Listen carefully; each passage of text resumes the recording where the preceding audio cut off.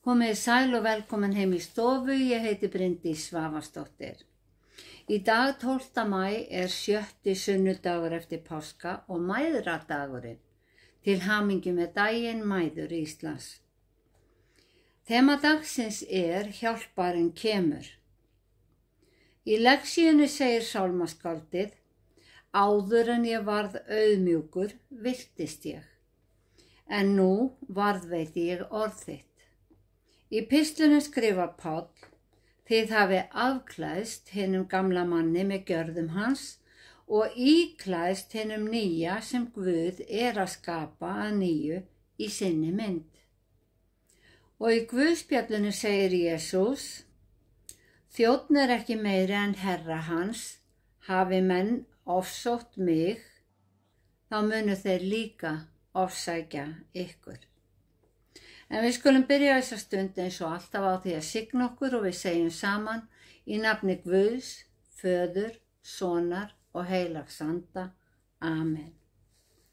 Og heyrum heilagt Guðspjall sem er úr Jóhannesar Guðspjalli 15. kafla og hljóðar svo: ef heimurinn hatar ykkur, þá vitið að hann hefur hatað mig fyrr en ykkur. Væru þið af heiminum, myndi heimurinn elska sína. Heimurinn hatar ykkur af því að þið eru ekki af heiminum, heldur hef ég útvalið ykkur úr heiminum. Minnist orða minna sem ég sagði við ykkur, þjónn er ekki meiri en herra hans. Hafi menn ofsótt mig, þá munu þeir líka ofsækja ykkur. Hafi þeir varðveitt orð mitt, munu þeir líka varðveita ykkar. En allt þetta munu þeir ykkur gera vegna nafns míns, af því að þeir þekkja eigi þann sem sendi mig. Hefði ég ekki komið og talað til þeirra, væru þeir ekki sekir synd, en nú hafa þeir ekkert til afsökunar synd sinni. Sá sem hatar mig, hatar föður minn. Hefði ég ekki unnið meðal þeirra þau verk sem enginn annar hefur gert, væru þeir ekki sekir synd. En nú hafa þeir séð þau og hata þó bæði mig og föður minn. Svo hlaut að rætast orðið ritað í lögmáli þeirra, þeir hötuðu mig án saka. Þannig hljóðar hið heilaga Guðspjall. Já, þema í dag er Hjálparinn kemur. Minnist orða minna, sagði Jesús við lærisveinana, og hann endurtók orð sín sem hann hafði sagt við þá eftir að hafa þvegið fætur þeirra. Þjónn er ekki meiri en herra hans, né sendiboði meiri þeim sendi hann. Jesús var að undirbúa þá undir andstöðu heimsins. Andstæð öfl muni berjast gegn trúboði þeirra og hann lætur þá vita að heimurinn muni hata þá, því menn vilji halda áfram að lifa sínu lífi. Jesús notar hugtakið heimur sem andstæðu við himininn. Í dag notum við andstæðurnar himinn og jörð. Og Jesús í raun og veru að segja að höfðingi þessa heims muni berjast gegn útbreiðslu orð Guðs. Heimurinn hati Jesú og þess vegna mun heimurinn hata þá. Baráttan milli góðs og ills hófst ekki þegar Jesús kom til jarðar. Nei, heimurinn hafði hatað hann fyrr. Lærisveinarnir þurftu að vita að heimurinn hataði ekki þá sjálfa sem persónur, heldur boðskapinn sem þeir myndu boða. Jesús hafði valið þá til verksins. Þeir voru fráteknir fyrir Guðs ríki. Þeir voru þjónar Guðs, en nytu þó engra forréttinda fyrir það. Hið illa hatar hið góða. Þeir myndu þurfa að þola ofsóknir, ekki fyrir að boða fögnuð og frið, fyrirgefningu synda, náungakærleika og umburðarlyndi meðal manna, heldur fyrir að boða trú á nafnið Jesús. Baráttan stendur átrúnað. Og eins og Jesús sagði við lærisveinana, þeir sem varðveita orð mitt munu taka ykkur fagnandi, en hinir munu hafna ykkur, af því að þeir þekkja hvorki mig né þann sem sendi mig. Jesús dró aldrei úr því að hann væri sendur og leið minnir hann lærisveinana á að þeir eru líka sendiboðar nýs fagnaðarerindis. Hefði Jesús ekki komið, hefði lögmálið gilt áfram, en nú hafði heimurinn séð son Guðs, séð kraftaverkin sem hann gerði og heyrt hinn nýja boðskap. Þess vegna voru menn án afsökunar. Þeir voru sekir synd, sekir fyrir að hafna honum og því sekir vantrú á Guð. Því hati heimurinn Jesú, þá hatar heimurinn einnig föðurinn, því að þeir eru eitt. Og Jesús staðfestir að þetta ætti ekki að koma þeim á óvart. Það hlaut að rætast orðið, þar að segja spádómurinn, sem ritaður var í lögmáli þeirra. Þeir hötuðu mig án saka. Spádóminn finnum við í Sálmi 69, en þar stendur, fleiri en hárin á höfði mér eru þeir sem hata mig að ástæðu lausu. Okkur finnst kannski sterkt til orða tekið að nota hugtakið hatur. En í hinni heilögu ritningu ekkert kannski, ekkert hlutleysi eða gefinn kostur á að taka ekki afstöðu. Sá sem ekki með mér, sagði Jesús, á móti mér. Við tökum alltaf afstöðu í öllum hlutum þó við látum hann ekki alltaf uppi. Og þó að ritningin segja að Guð viti jafnvel hvað við hugsum, þá segir Páll postuli að það sé nauðsynlegt að játa með munninum hver afstaða okkar sé til Guðs. Hann sagði, ef þú játar með munni þínum, Jesús drottinn, og trúir í hjarta þínu að Guð hafi vakið hann upp frá dauðum, þá verður þú hólpinn. Í hvert sinn sem við opinberum trúna á einhvern hátt, þá berum við vitnisburð traust okkar á Guð. En heimurinn berst á móti öllum vitnisburðum. Og áþreifanlegasta dæmið í kirkjunni í dag hvernig því pakkað inn í ákvæði persónuverndar. Nú má ekki sýna myndir úr kirkjustarfi án þess að fá leyfi. En hvað sagði Jesús? Hvern þann sem kannast við mig fyrir mönnum, mun ég og við kannast fyrir föður mínum á himnum. Hver fann eiginlega upp á því að það þyrfti að leyna því hverjir sæki kirkju? Hvaða börn sé í æskulýðsstarfi og sæki sunnudagaskólann? Ég efast að nokkur muni hvernig þetta læddist inn í kirkjuna. Við þurfum að taka við trúnni eins og börn, eins og óskrifa blað, laus við fyrri kenningar. Því heimurinn búinn að hræra svo í orði Guðs til að flækja boðskapinn, í því skyni að gera hann ótrúverðugan.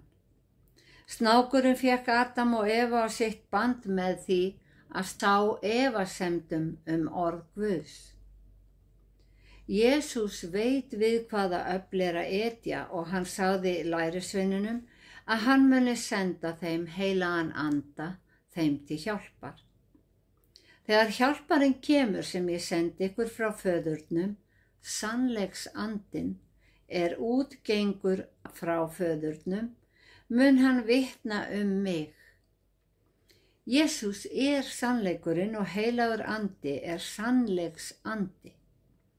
Jesús notar andstæð hugtök til að lýsa nauðsyn þess að taka afgerandi afstöðu með honum, því að annars ertu á móti honum. Hann ljós heimsins. Ef við tökum ekki afstöðu með ljósinu, þá göngum við í myrkri. Hann sannleikurinn, en djöfullinn lyginnar faðir, því í honum finnst engin sannleikur.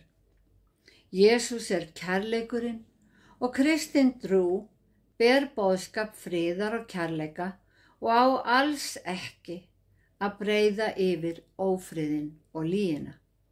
Þar þarf sinnaskipti, uppgjör á hinu gamla og nýtt upphaf.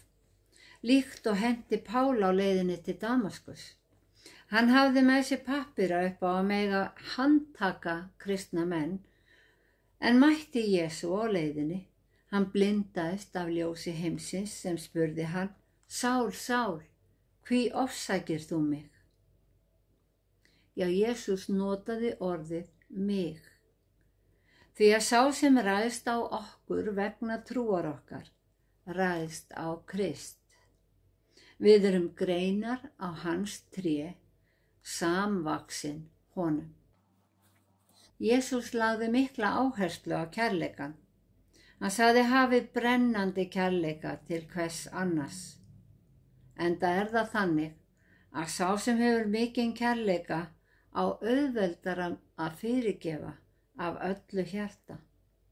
Og ljós heimsins lýsir út frá okkur í gegnum kærleiksrík verk. Jesús sendi anda sannleikans til jarðar til að gefa lærisveinum sínum staðfestu og styrk til að standast áreiti heimsins.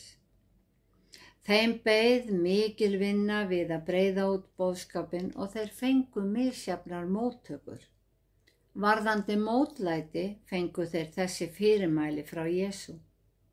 En hvar sem ekki er tekið við ykkur, né á ykkur hlýtt, þaðan skulu þið fara og hrista dustið af fótum ykkar þeim til viðvörunar.